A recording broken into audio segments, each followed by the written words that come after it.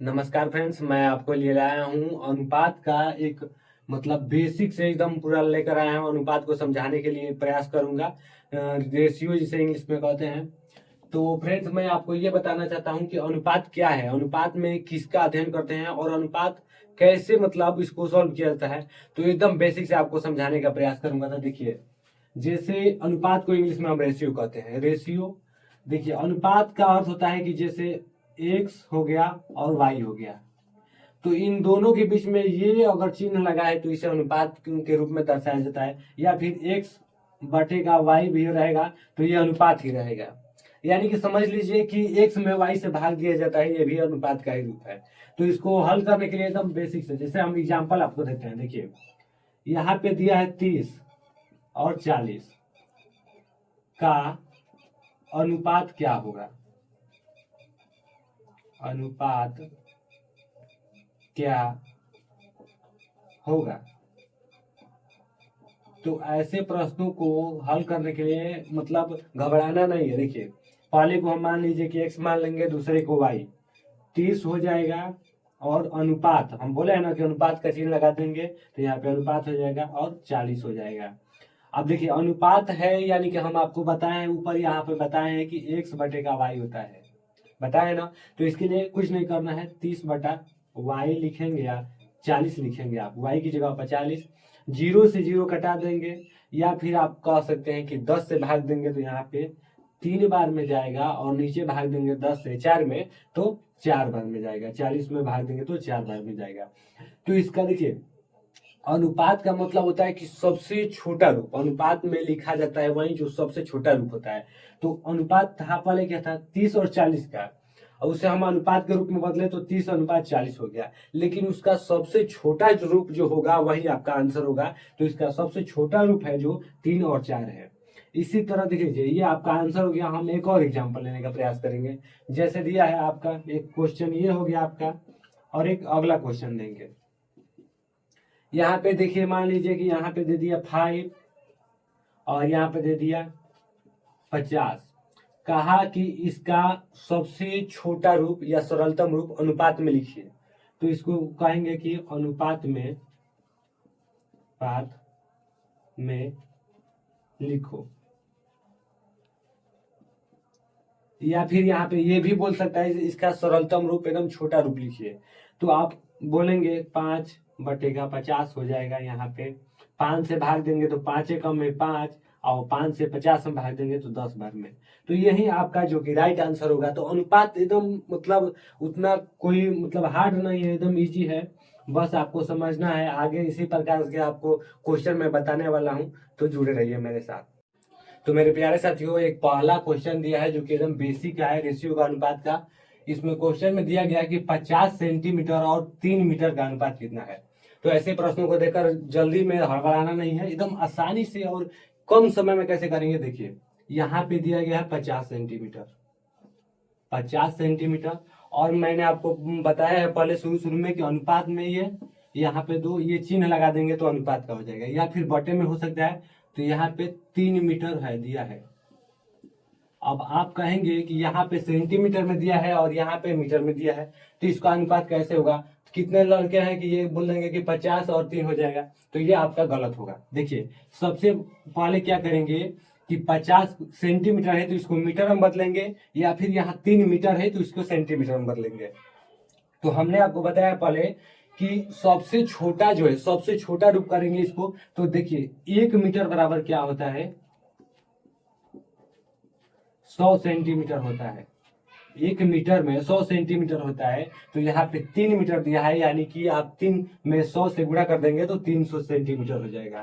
तो यहाँ पे दिया है 50 सेंटीमीटर, और ये अनुपात का चिन्ह है आपका 3 इंटू 100 सेंटीमीटर। इसका देखिए, हमने आपको बताया ना कि सबसे छोटा रूप करेंगे तो 50 हो जाएगा यहाँ पे, और यहाँ पे 300 हो जाएगा। एक जीरो से एक जीरो यहाँ पे कट जाएगा।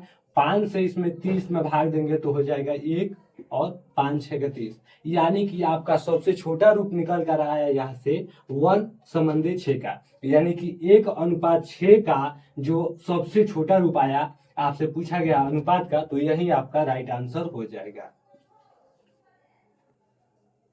तो फ्रेंड्स हमारा एक अगला क्वेश्चन दिया गया है कि 6 घंटे 3 दिनों के अनुपात का सबसे सरल रूप क्या है। देखिए हमने आपसे कहा है सबसे सरल रूप। सरल रूप का अर्थ है यानी कि सबसे छोटा करना है इसको, तो हम जल्दी से करेंगे। दिया है 6 घंटे, घंटे को एच से प्रदर्शित करते हैं हावर्स, और अनुपात आपका दिया है यहाँ पे 3, यहाँ पे दिन को डेज लिख सकते हैं। ठीक, दिया गया है 6 घंटे और 3 दिन। हमने आपको बताया कि 6 घंटे को दिन में भी बदला जा सकता है और दिन को घंटे में भी बदला जा सकता है। तो हमें क्या चाहिए, सबसे छोटा रूप। तो क्या करेंगे, 3 दिन को हम घंटे में बदलेंगे। एक दिन में कितने घंटे होते हैं बताइएगा। एक दिन में कितने घंटे होते हैं, तो 24 घंटे। तो 3 दिन में कितने घंटे होंगे, तो हम गुणा कर देंगे, 3 में 24 से गुणा कर देंगे तो हो जाएगा। यहाँ पे 6 दिया है और यहाँ पे 24 दिया है, कितना हो जाएगा, 4 3 12 का 2, 3 दूना 6 7, यानी कि 72 हो जाएगा। तो आपका अनुपात आया 6 और 72। आप इसको देखेंगे कि अगर ये रूप दोनों कटते हैं एक दूसरे से तो कटा कर छोटा कर देंगे। अब कटाएंगे कैसे, हमने आप याद कीजिएगा शुरू में बताया था कि ये 6 और 72 भी लिखा जा सकता है इसको, यानी अनुपात में दिया है, अनुपात का अर्थ है कि बट्टा में लिखा जा सकता है। तो 6 से भाग देंगे, कितने बार में जाएगा, तब 12 6 72, एक से यहाँ पे 6 का में 6, अब 12 बार में, यानी 12 6 72। तो आप कहेंगे कि इसका अनुपात, नया अनुपात जो है 1 और 12 रूप है। तो कहा गया क्या है, सरल रूप में लाना है। सरल यानी कि सबसे छोटा रूप। तो आपका सबसे छोटा रूप है 1 और 12, जो कि यही आपका राइट आंसर है। तो फ्रेंड्स हम अब अगले क्वेश्चन की तरफ बढ़ेंगे, तो देखते हैं जल्दी से। तो हमारा फ्रेंड्स तीसरा क्वेश्चन दिया है कि 2 भारों, एक 27 केजी और 108 ग्राम का अनुपात कितना है। देखिए कहा है 27 केजी और अनुपात हम लगाएंगे 108 ग्राम का। तो आप बताइए कि इसमें कौन सा चेंज करेंगे।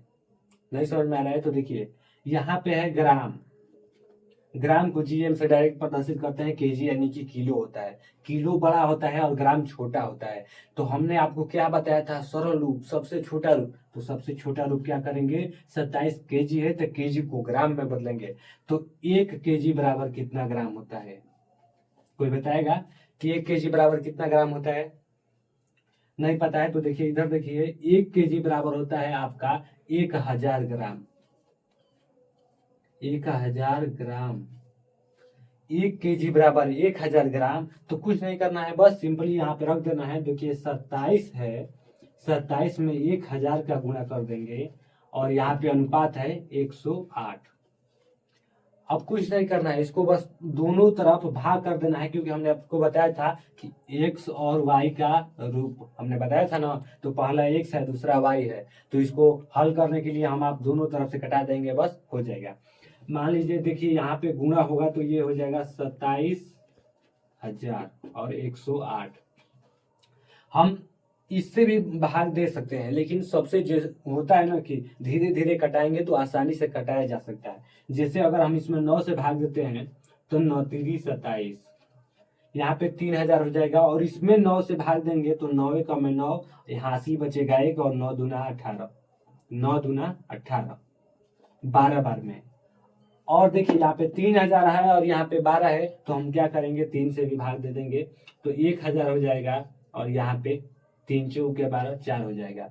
अब यहाँ से 4 है और यहाँ पे ये 1000 है। 4 से अगर हम इसमें भाग देंगे, 4 से इसमें भाग देते हैं तो 4 दूना का 8, बचा 2, 4 5 20, बचा 0 और यहाँ पे कुछ नहीं। तो यही है आपका राइट आंसर 250:1, जो कि सबसे छोटा और सरल रूप है। तो इसे आप टिक करेंगे, आपका राइट आंसर है। तो हमारा नेक्स्ट क्वेश्चन है, जल्दी से देखेंगे। तो मेरे प्यारे साथियों, इसी में दिया है कि 1 लाइनर क्वेश्चन, इसे 30 सेकेंडों में भी हल किया जाता है, लेकिन मैं आपको बताऊंगा विधो तरीके से। कहा गया है कि 40 AB और 60 AB का सरलतम रूप क्या होगा। ऐसे प्रश्नों को देखकर घबराना नहीं है, एकदम आसानी से कैसे किया जाएगा, देखिए हम बताते हैं। सरलतम रूप कहा गया है 40 AB। हम क्या पढ़ रहे हैं, अनुपात। अनुपात हमने आपको बताया है, लगा देंगे चिन्ह, यहाँ दिया है 60AB। अब देखिए आपने तो पढ़ा है सिर्फ, यहाँ मैंने जो भी बताया यहाँ पे सिर्फ अंक थे 40 और 60 50 या कोई भी अंक था, लेकिन यहाँ पे चर और अचर दोनों संख्याएं दे दी गई हैं। तो इसको हम कैसे हल करेंगे? देखिए हमने कहा x और y रूप कहा था, यानी कि यहाँ पे भाग के रूप में है, तो इसको भी हम लिखेंगे जब भाग के रूप में तो कहीं ना कहीं ऐसे हो जाएगा। देखिए 40AB बटे का 60AB, ऊपर भी AB है नीचे भी AB है, काट देंगे सीधा बिना शोरगुल किए काट देंगे, 0 से 0 को काट देंगे, बचा 4 और 6। तो यहाँ पे लिखेंगे 4:6 डायरेक्ट लिखेंगे। इसे 2 से भाग देंगे तो 2 से और छोटा हो जाएगा, 2 दूनी 4 और 2 तीन 6। तो इसका सरलतम रूप यानी सबसे छोटा रूप जो है आया 2:3, जो कि यही आपका राइट आंसर हो जाएगा। तो है ना एकदम इजी सवाल। ऐसे प्रश्नों को देखकर अब घबराना नहीं है और आसानी से इसको हल करना है।